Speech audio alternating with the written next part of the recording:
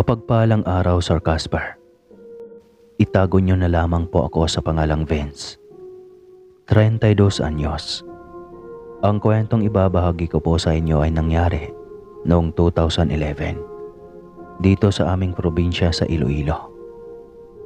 Bale, ang kwentong ito ay sariling karanasan ng aking papa tungkol sa mga aswang. 2009 nang mamatay ang aking mama sa sakit. Nagluksa kami at nalungkot sa kanyang sinapit. Hindi ko naman masasabing hirap kami sa pagpapagamot dahil nagawa naman namin siyang dalhin sa ospital. Marahil, hindi na niya natiis ang sakit na kanyang nadarama. Kaya kahit nahihirapan ay pinili na lamang niyang mamahinga at iwan kami. Mabait ang aking papa. Hindi siya nag-asawa muli kahit mahigit 1 taon na ang lumipas mula nang pumanaw si mama. Naisip naming magkakapatid na ireto siya sa mga babaeng mababait naman at may mabubuting ugali kahit na tinatanggihan niya. Hindi naman sa gusto naming maglandi ang aming ama, ngunit naisip ko, lumalaki na kami, tumatanda at nagkakapamilya. Ayaw naming maiiwan siyang mag-isa at walang kasama. Ang pag-aasawang muli ang isa sa mga solusyon na naiisip namin para maging masaya si Papa. Medyo bata pa naman siya noon at may trabaho. May ipon sa bangko.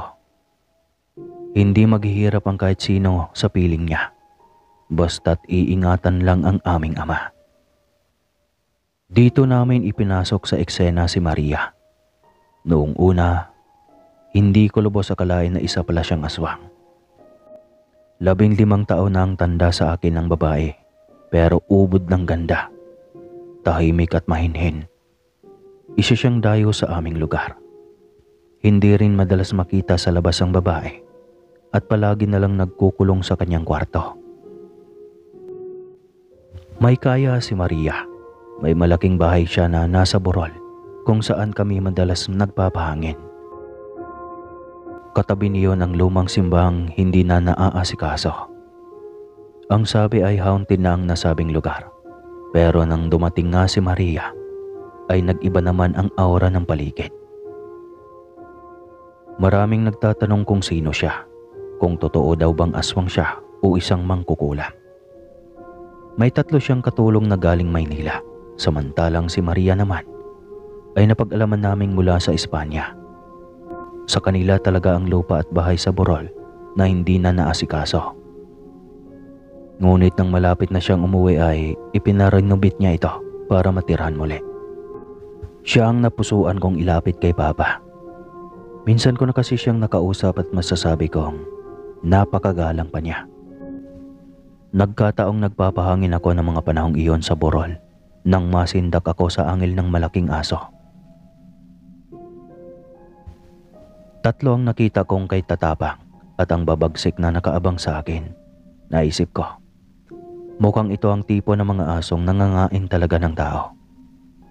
Kitang-kita ko sa kanilang hitsura na hindi sila mga normal. Mapupula ang mga mata at nakahanda ng dumaluhong. Sinubukan kong dumampot ng bato para itaboy sila, ngunit lumapit lang ng dahan-dahan sa akin ang 3. Hindi ko nagawang magsalita ng isang boses ang nagtaboy sa mga aso palayo. Dumampot pa siya ng bato at matagumpay na tinamaan ang isa sa mga aso. Nang wala na mga ito, tsaka siya lumapit sa akin. Namangha ako nang makitang napakaganda niya. Alanganin siyang tawaging ate dahil sa kinis ng kanyang muka. Tila siya kristal na kumikinang sa buong lugar. Narinig ko siyang nagsalita at tinawag akong Iho. At dito ko napagtanto, siya ang gusto kong gawing madrasta. Nagpakilala siya bilang si Aling Maria. Inibitahan ako ni Maria sa bahay niya. Hindi ko maiwasang mamangha habang pinagmamasdan kung gaano kaganda ang loob ng kanyang tahanan. Pakiramdam ko, nasa Malapantasya kaming lugar. Malawak ang kanyang hardin at maraming halaman. Yari sa marmol ang sahig ng kanyang bahay. at may mga nakausling diamante bilang disenyo. Nalula ako sa kakaisip kung gaano ba kayaman si Maria at nagawa pa niyang magpagawa ng bahay na ganito. Ipinakilala niya sa akin ang 3 katulong niya na sina Nena, Risa at Alma. Nagulat ako dahil parehong masasama ang tingin nilang 3 sa akin. Gayong hindi ko pa naman sila kilala. Bawat galaw ko ay sinusundan nila. At hindi na hinahayaang matitigan ko din sila bilang ganti. Gayunpaman, hindi ko magawang matakot sa kanila. Mas nababaitan ako kay Maria para pansinin pa ang lahat ng kanilang ipinapakitang masasama sa akin. Mula noon, madalas na ako sa bahay ni Maria. Medyo marami na din pala ang mga nakakakilala sa kanya. Ang mas nakakainggit pa, marami ding lalaki ang nagkakagusto sa kanya. Simula nang makilala ko si Maria ay napapansin ko nang dinudumog siya ng mga bisita. Mga binatang mula pa sa malalayong lugar at nagdadala ng mga mamahaling pagkain para sa kanya. Naiinggit ako kasi gustong-gusto ko siya para kay Papa. Hindi sa nagmamagaling pero nakikita kong bagay sila. Pwede silang maging kapares at mas magiging masaya kami kapag naging sila nga ng aming Papa. Sa tuwing nasa bahay ako, palagi kong nababanggit kay Papa si Maria. Noong una, hindi siya interesado sa mga pinagsasabi ko. Hindi raw niya kayang kalimutan ang aking ina. Pero palagi kong pinapaintindi sa kanya na hindi naman namin kakalimutan si Mama. Kailangan lang naming maging praktikal. Siguro kung patay na kami ay talagang wala na kaming magagawa pa. Pero ang katotohanan ng buhay pa kami at nakikipaglaban pa sa buhay, kailangan naming alagaan ang aming sarili.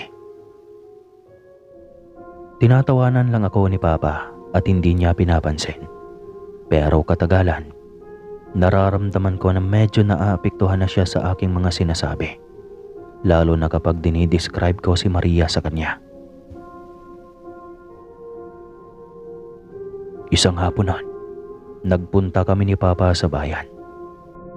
Namimili kami ng gagamitin para sa bahay. Wala kaming katulong para gawin iyon. Ang nakababata ko namang kapatid na si Ben ay isang guro. At palaging gabi na kung umuuwi mula sa universidad na kanyang pinapasukan. Kaya imbis na magliwaliw ay pinipili kong samahan si Papa sa palengke. Ako ang pumalit bilang CEO ng dating negosyo ni Mama noong nabubuhay pa siya. Kaya hindi na ako nag-abalang maghanap ng trabaho. Si Papa kasi, hindi kayang tumao sa bakery ni Mama, lalo na't palagi niya akong binibiro na ang alam niya lang ay kumain. Nasa gulayan kami noon nang hindi sinasadyang matanaw ko si Maria sa isang dako ng palengke.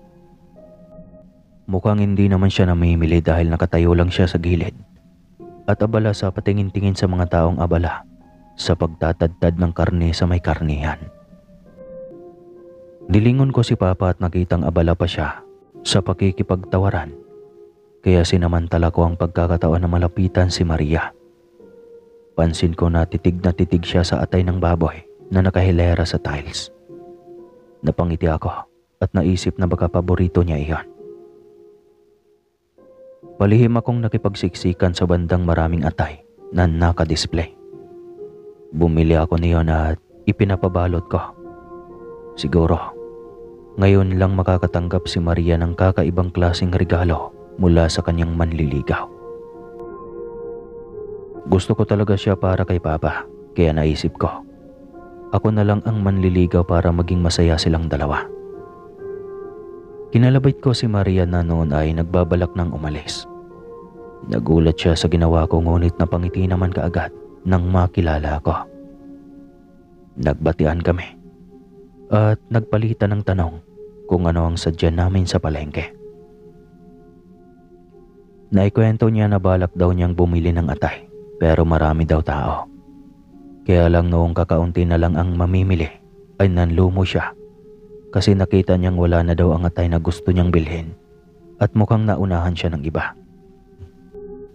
Ayon kasi sa kanya ay gusto niya ang sariwang atay, pero yung mga natira ay medyo pinagpilian na. Natawa ako sabay tanong sa kanya na nakita ba niya kung sino ang bumili. Umiling lang ang babae. Kakamot-kamot ang ulo ko na inabot sa kanyang binili ko. Gayon na lang ang pagkagulat niya at halos ayaw pang tanggapin ang ibinibigay ko. Sinabi ko sa kanya na ipinaabot ni Papa. Naisip kasi niya na baka raw paborito ni Maria ang atay, kaya inunahan na niya ang babae na bilhan ito. Kahit ako lang naman talaga ang may kagagawa niyon. Nagliwanag ang mukha ni Maria. Nagpasalamat siya sabay tanong kung nasaan ang papa ko. Siya namang paglapit sa amin ni Papa na may nagtatakang mukha sabay bulong sa akin kung sino ang kausap ko. Bumulong ako kay Papa at sinabing si Maria ang kausap ko. Ipinakilala ko silang dalawa sa isa't isa at hindi ko maiwasang makakita ng spark sa pagitan nilang dalawa. Kinilig ako kahit kalalaki kong tao. Nakakasiguro ako na may makikita nga akong magandang bagay kapag sila ang magkasama at magkatuluyan. Biglang nagkahiyaan sina Maria at Papa. Gayunpaman, naunang bumawi si Maria at nagpasalamat sa ibinigay ni Papa. Nagtatakang napatingin si Papa sa akin kaya patay mali siya kung sinabi na ang tinutukoy ni Maria ang atay na kunwari iniabot ko kay Maria. Napangisi si Papa at tumango. Naisip daw niya na baka paborito ni Maria ang atay, kaya ito na lang ang binili niya. Makalipas ang ilang minuto na pag-uusap, tuluyan ang nagpaalam ang babae sa aming dalawa. Pabiro akong tinapik ni Papa sa balikat. Aniya, mana daw ako sa mama ko. Mas lalo tuloy niyang namimiss ang kakulitan nito noong nabubuhay pa. Kaya sinabi ko sa kanya na magiging masaya din naman si Mama kapag nakita niyang masaya na din si Papa. Kalaunan, umayag na din si Papa sa hiling namin ni Ben na kilalanin si Maria tsaka niya liligawan. Naging sunod-sunod ang pagkikita nilang dalawa. Nagde-date at nagdadalawan. Ilang beses na ding dumalaw sa aming tahanan si Maria at maging kami ni Ben ay natutuwa sa kanila. Ang hindi lang makatanggap ng pagkatalo ay ang mga naunang manliligaw ni Maria. Sumama ang loob nila dahil huling nanligaw si Papa pero iwinaksi silang lahat ng babae. Para sa akin, wala namang saktong rason para magreklamo sila na kay Maria pa din ang huling pagpapasya. Kailangan din naman na mamili siya ng mga taong alam niyang sasaya siya. Kasi sa totoo lang, kami man na Ben ay mahal na mahal ni Maria. Sa katunayan ay inaasikaso niya kami kapag nagpupunta kami sa kanilang tahanan. Kalaunan, alam kong nagkakamabutihan na silang dalawa. Ipinatawag kami ni Maria para sa isang hapunan. Ako, si Ben, at si Papa. Kaharap si Maria. Aniya, habang mababaw pa daw ang pakikipagmabutihan namin sa kanila, kailangan na daw niyang magsalita at ipagtapat ang lahat ng lihim niya. Hindi raw niya katulong ang tatlong babaeng sina Nena, Risa at Alma. Sila ay ang kanyang mga anak. Nagulat kami sa kanyang naging revelasyon, ngunit wala itong halong paghuhusga. Sa halip, napuno kami ng pagkamangha. Paano niya nagawang mamintina ang kanyang napakagandang katawan at kutis, gayong tatlo na ang kanyang anak. Ayon sa kanila, yumao na din daw ang kanyang asawa.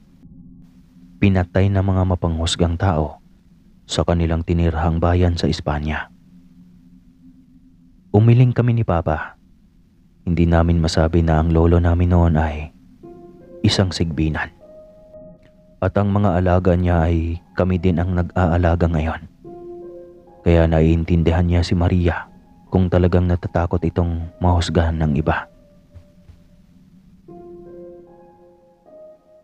Ang tatlong babaeng anak niya ay labis na nagulat nang sabihin namin na wala namang masama kung mag-asawang muli si Maria. Sabik din kami na maging mama namin siya. Niyakap kami ni Maria at saka umiyak. Sa nanginginig na boses, sinabi niya sa amin na paano pa daw namin siya tatanggapin, gayong siya at ang tatlo niyang anak ay mga aswang. Hindi kami nakapagsalita kaagad. Pero sa pagkakataong iyon, nanaig pang lalo ang paghanga namin sa kanila. Tumayo si Papa at nilapitan si Maria. Niyakap niya ang babae at sinabing tanggap niya ito kahit anong klaseng nilalang pa si Maria. Ipinagtapat ni Papa na ang lahi namin ay nangangalaga ng mga sigbin at napaiyak siya sa tuwa. Nagpapasalamat siya dahil hindi kami naging mapanghusga. Kung ako ang tatanungin, bakit ko kayo sasagutin? Hindi. Kung ako ang tatanungin, hindi naman talaga mahalaga kung anong klaseng nilalang sila. Ang importante, marunong silang makisama. Marunong magmahal at marunong magpahalaga. Napaiyak kami sa labis na tuwa kahit alam kong nasa langit na si Mama. Pag-aramdam ko, buo na ulit kami. At may mga naging kapatid pa kami. Marami ang nagulat at nagtaasan ng kilay dahil sa nakalap na balita ng mga tao sa bayan. Bakit daw nagmahal si Maria ng byudo? Kesyo, bakit daw nagpaligaw si Maria ng marami? Tapos hindi naman pala sasagutin. Napuno ng panghusga ang mga taong inis na inis sa kanilang pagmamahalan. Pero narito naman kami na mga anak. Nakahanda kaming ipagtanggol ang aming mga magulang laban sa mapanira nilang mga salita. Wala silang karapatan na husgahan ang dalawang pusong nagmamahalan. Lingid sa aming kaalaman, may binabalak palang masama ang ilan sa mga manliligaw dati ni Maria. Inabangan nila si Papa na pauwi noon mula sa trabaho. Isinakay nila sa kotse at dinala sa isang bodega. Pinahirapan nila ang butihin kong ama. Noong mga oras na iyon, kahit hindi ko pa talaga alam kung ano ang nangyari ay balisa na ako. Hindi ako mapakali. Kinakabahan ako at nanlalamig ng walang rason. Napansin ako ni Risa. Tinanong niya ako kung ano ang problema. Dahil magiging magkapatid na din kami, sinabi ko sa kanya kung saan ako natatakot. Siya man ay kanina pa balisa. Pero nararamdaman niyang alam din ito ng kanyang mama. Nagulat na lang kami nang magpaalam si Maria. May pupuntahan daw siya.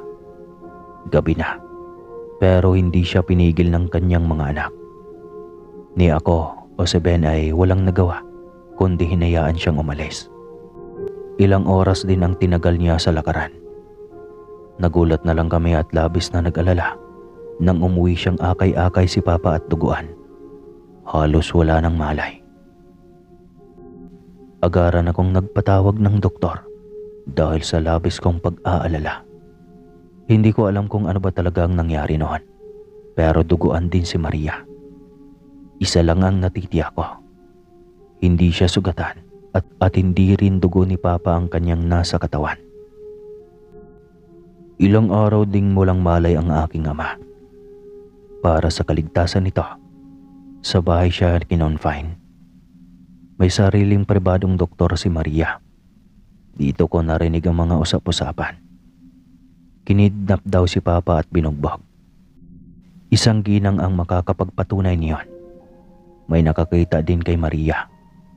Sinugod ang bodegang pinagkulungan kay Papa at ang mas nakakasindak pa, may nakakita sa kanya na nagbago ng anyo. Mula sa pagiging isang magandang babae hanggang sa maging isang nakakahindik na nilalang. Nasaksihan ng kung sino mang taong iyon ang ginawa ni Maria na sugurin ang mga kalalakihang nagmamagandang loob sa kanya noong una at kanyang pinatay. Winakwak niya ang dibdib at nilantakan hanggang sa magawa niyang ubusin ang lahat ng mga ito. Narinig pa ng nasabing saksi na umiiyak si Maria habang sinasabi sa sarili na mabait naman daw siyang uri ng aswang. Wala siyang hinangad kundi kabutihan para sa kanyang pamilya, na kung saan daw magawa niyang baguhin ang kanyang katauhan at manatiling normal habang buhay. Hindi niya mapapatawad ang mga abusadong tao na walang ibang ginawa kundi ang manghusga sa kanila at manakit kahit wala na sa lugar. Sana lang magawa niyang patawarin ang mga taong iyon na nanakit kay Papa. Aniya, totoong aswang siya at pinakaiiwasan ang mga bagay na katulad ng nangyayari sa kanya ngayon. Pero kung mabubuhay siya para ipagtanggol kami sa mga masasama, ay pipiliin niyang maging halimaw at mananatiling lamang loob ng tao ang paborito niyang ulam na kailanman ay katatakutan ni Numan. Sa paglipas naman ng mga panahon ay gumaling si Papa at nakikita namin na strong pa rin sila. At hanggang dito na lang po ang kwentong ito. Maraming salamat po sa pakikinig. More power po sa inyong channel at God bless.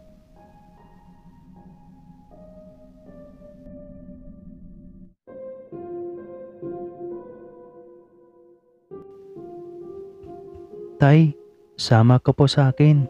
Magsisimba tayo sa linggo. Sinabi ko na sa iyo, Inday. Huwag ka nang pumasok pa sa lugar na iyan. Wala tayong puwang sa tahanan ni Bathala. Malungkot ang naging reaksyon ni Inday.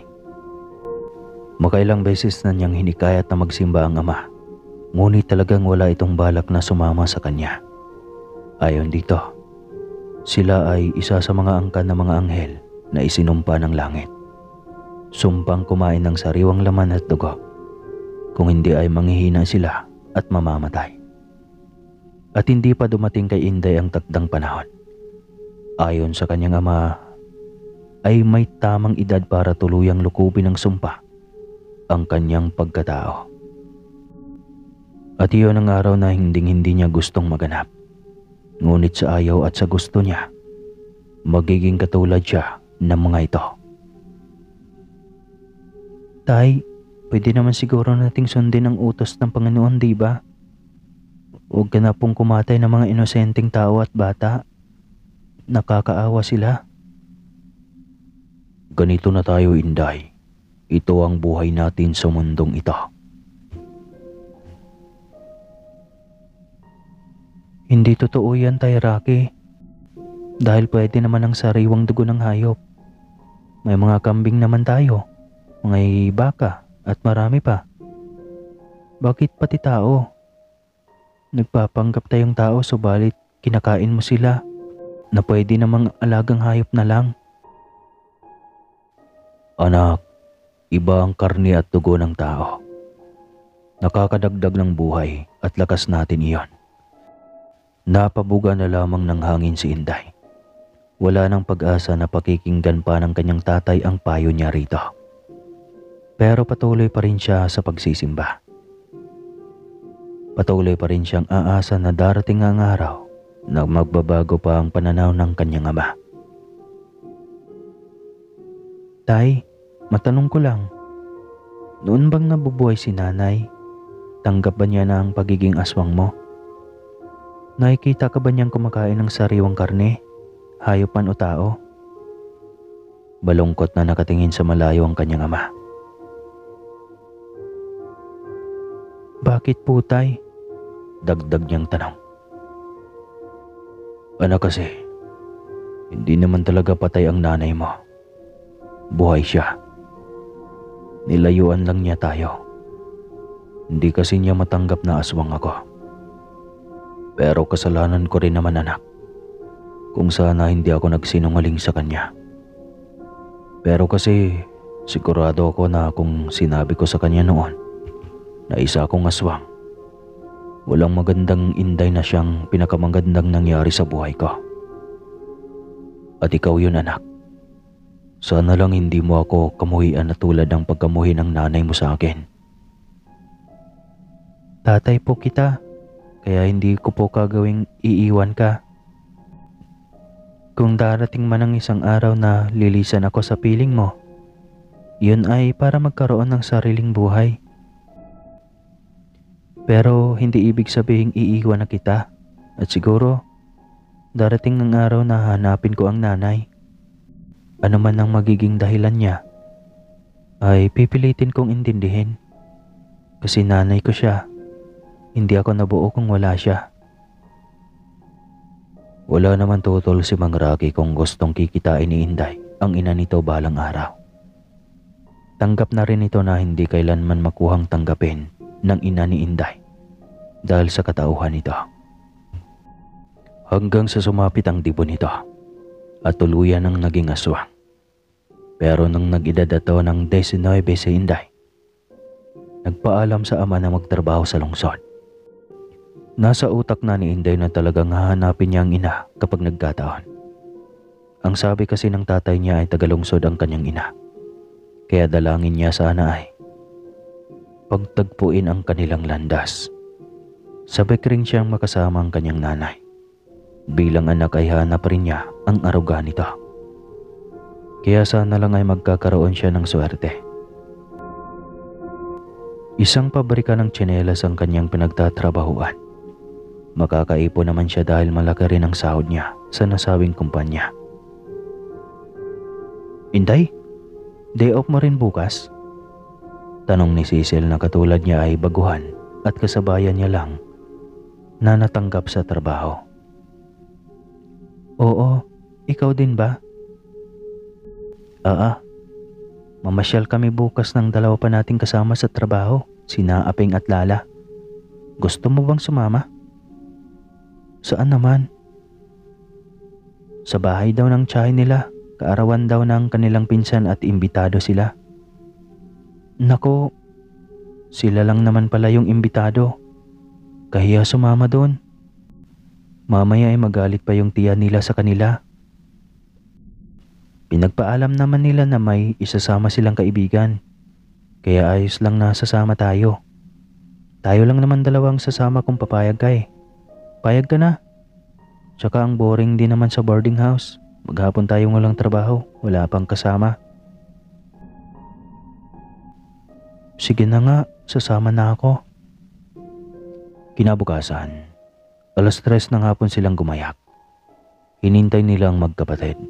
Magkatapat lang ang boarding house nilang dalawa habang ang kanila nilala ay sa kabilang kanto pa. Tuwang-tuwa ang magkapatid dahil may kasama sila. Nahihiya rin silang pumunta sa bahay ng tiyan nila na silang dalawa lang. Pagdating sa nasabing bahay ay maraming kabataan ang nakisaya sa pagtitipon. Hindi siya squatter ngunit maliliit ang mga bahay. Marahil ay pabahay iyon ng gobyerno.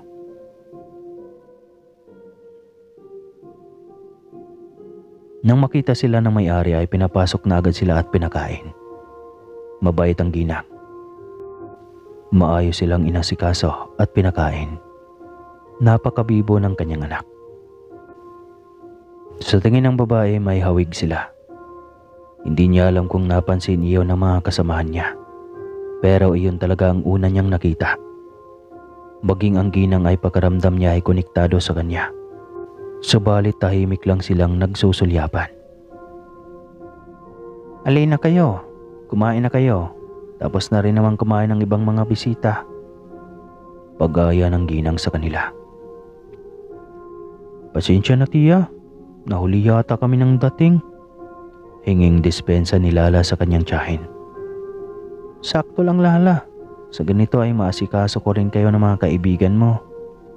Sagot ng tiyahin nito. Mabuti naman at nakahanap kayo kaagad ng trabaho mga pamangkin. Kawawa rin yata ang sitwasyon ng mga magulang ninyo sa probinsya. Masayang wika ng tiyahin ng dalawa. Oo nga po tiya Emily. Gusto nga po sana namin ni Lala na dito na lang manuluyan sa inyo. Ang kaso ay hindi papayag ang tatay. Wika ni Apeng. Ang bibig mo Apeng. Saway ni Lala. Ayos lang yan, Lala. Naintindihan ko ang tatay ninyo. Inakala kasi nilang nahawaan talaga ako. Sagot nito. Nang ano po yun, Tia Emily? Tanong ni Lala. Wala. Huwag nyo nang isipin. Tsaka nakaraan na iyon. Kaya kayo, kilatisin ninyo ang lalaking magiging kasama ninyo sa buhay. Kayo rin. Sabay turo nito kay Inday at kay Cecil. Nagkatinginan pa sina Cecil at halatang hindi maintindihan ni Cecil ang malaman at makahulog ang salita ng ginang. Pagkatapos kumain ay nakapag-usap lang si Lala at Aping sa kanilang tiyahin. At pagkatapos noon ay nagpaalam na rin sila para makauwi na. Balisa at hindi mapakali si Inday. Hindi niya alam kung bakit parang malapit ang loob niya kay Aling Emily. At hindi niya akalain na ganon din pala ang nararamdaman nito sa kanya. Ang gaan ng loob ko sa iyo, Inday. Hindi ko alam kung bakit. Naku po, ganon din po ako sa iyo, ate. Mabilis na sagot ni Inday. Pareho silang nasorpresa. Nako, sino bang mga pamilya mo at tila ba hindi ka naman yata malayo sa akin? Lihim nang umiti si Inday. Hindi pumasok sa kanyang isipan kung totoo nga bang konektado sila. Hindi nga niya ito nasagot sa simpleng tanong at tanging pagngiti lang ang kanyang nagawa. Hanggang sa bigla niyang naalalang itanong sa kanyang ama ang lahat tungkol sa kanyang ina. Umuwi siya noon galing syudad dahil kaarawan ng kanyang ama at gusto niyang makasama ito.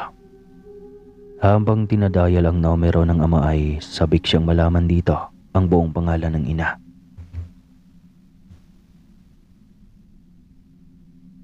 Tatay, alam kong galit ka kay nanay, pero bilang ina ko siya, pwede kayang sabihin mo sa akin kung ano ang pangalan niya? Tsaka dalaga na ako, hindi ko man lang nasilayan ang kanyang muka. Reklamo niya sa ama. Anak, bakit pa? Kung siya nga hindi ka hinanap, di ba? Tay, gusto ko pa rin malaman kung bakit. Di ba sabi mo noon nung maliit pa ako? Pumapayag ka? Napabuga ng hangin ng kanyang ama. Wala itong magawa kundi ang ibigay ang hiling niya. Sige, kung gusto mong malaman talaga, Emily anak, yan ang pangalan niya. Natigilan si Inday nang maalala ang tiyan ni Lala at Aping. Kung nagkataon lang na magkatulad ang kanilang pangalan, bakit kakaibang nadarama niya sa ginang? Pakiramdam niya ay konektado siya rito.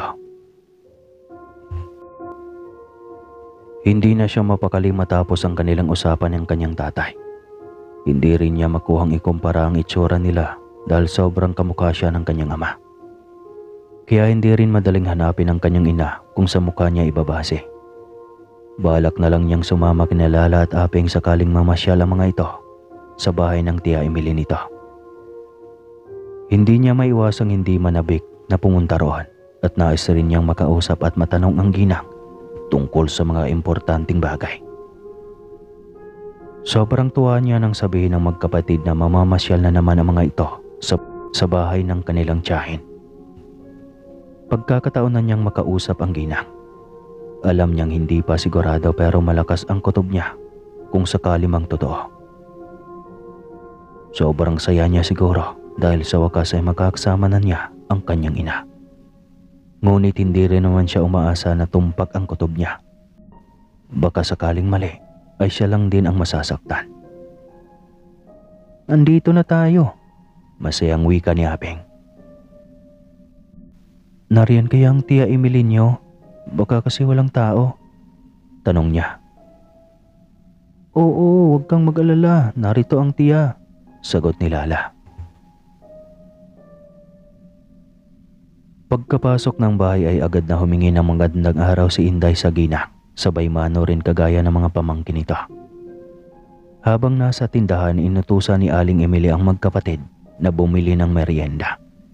At magiliw itong nakipag-usap sa kanya. Mabuti at nakasama ka sa dalawang pamangkin ko para mamasyal dito, Inday. Puna ni Aling Emily. Opo. Boring kasi sa boarding house kapag walang pasok. Sa bagay, mabuti na rin dahil dito nyo naisipang mamasyal. Kasi sa mga pampublikong lugar ay tiyak maraming mga lalaki ang naroon. Ang iba kahit may mga anak magpapanggap na binata. Wika nito. Para pong may issue kayo sa lalaki, ate ah. Meron talaga. Gaya ng una kong napangasawa. May asawa po? Niloko ka? Walang asawa. Atin-atin lang to ha. Wala siyang asawa. Ngunit aswang. Aswang ang angkan. Kaya sa takot ko ay tumakas na ako. Hindi makapaniwala si Inday sa sinabi ng ginang. Biglang naalala niya ang pangalan ng kanyang ina. Malakas ang kutob niyang ito na talaga yon. Si Tatay Rocky po ba? Nagulat si Emily. Hindi nito inasahan ang magiging tanong ni Inday. Kilala mo si Rocky? Dahil ama ko siya. Mas lalong nagulat si Aling Emily. Nangilid ang mga luha nito at tila ba nahihiya sa kanya. Nay, sambit niya. Mas lalong naluha ang ginang.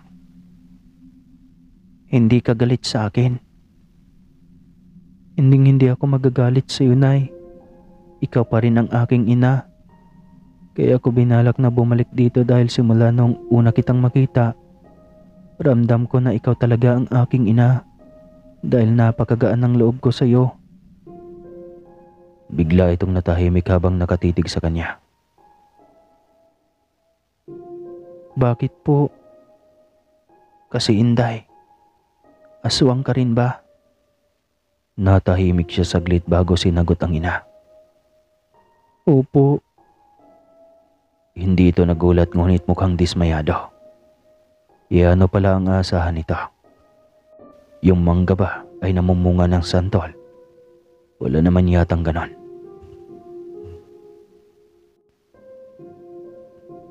Huwag ka pong mag-alala, Nay. Kayang-kaya ko kontrolin ang sarili ko. At hindi ako kumikitil ng hayop o tao para may makain. Bumibili ako sa palengke. Kaya sana lang, Nay, magkasama rin kita sa isang bahay, kahit saglit lang. Wala itong alinlangan na sagutin siya.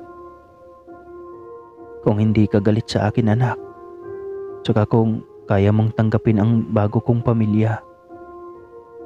Oo naman, Nay. Ano naman ang magiging dahilan mo? Hindi ako manghusga. Naiintindihan kita, Nay. Napayakap ito ng mahigpit sa kanya.